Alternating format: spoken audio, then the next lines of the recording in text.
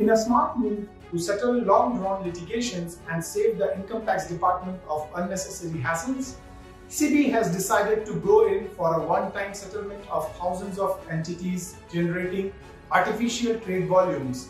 Let's check out how.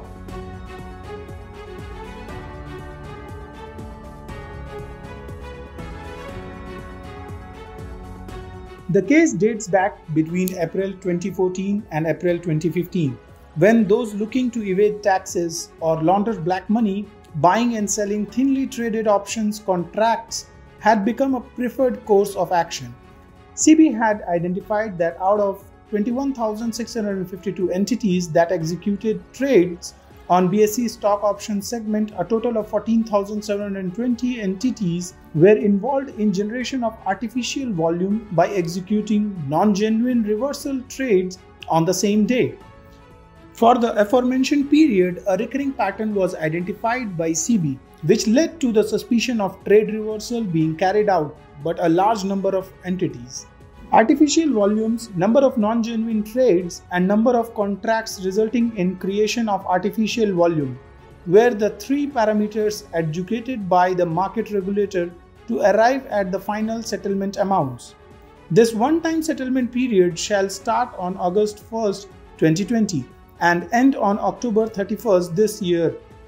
Out of the 14,720 entities involved in the artificial volume generation by executing non-genuine reversal trades, SEBI has initiated adjudication proceedings against 567 entities. The reason why the regulator has opted for a settlement are manifold. Firstly, it cannot directly accuse a trade of tax evading intentions, as he might conveniently mention that his broker had put the amount in trade and the trader was not aware of the other party involved in buying or selling the stocks. Also, in the likelihood of SEBI imposing a penalty, the trader will in all probability challenge the order. This adds to the legal woes of the regulator. And the number of cases is no partly one. Individually penalizing each trader will require manpower and time of substantial magnitude, which will drain existing SEBI resources, which could have better utilized in addressing other pressing issues. The regulator said that a uniform consolidated settlement factor of 0.55 in all cases would be applicable while arriving at the indicative settlement amounts, wherein the entities had executed reversal trades. Not opting for this settlement route would put the Income Tax Department in a fix more than SEBI. For starters, the primary intention of traders going for reversal trades is to evade taxes and escape black money or drills. Tax evasion, though bogus transactions in thinly traded options contract for many years, has become the ideal route for tax evasion because of the restrictions of client code modification, which was earlier the most common route for tax evasion or money laundering.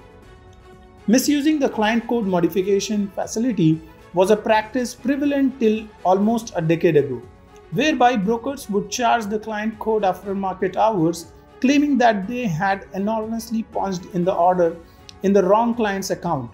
By changing the client code, they would shuffle trades around in such a manner that the loss-making trades were swiftly shifted to the accounts of the client who wanted to ease off their tax liability, and profitability once went into the accounts of those wanting to keep their income source hidden.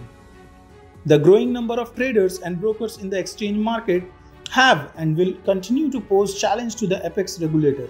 To ensure that the negative disruptions by such tax adjustment trades are mitigated or kept on the minimum, SEBI must use the full authority provided by its regulations, even if it means that some of its directives are overruled on appeals.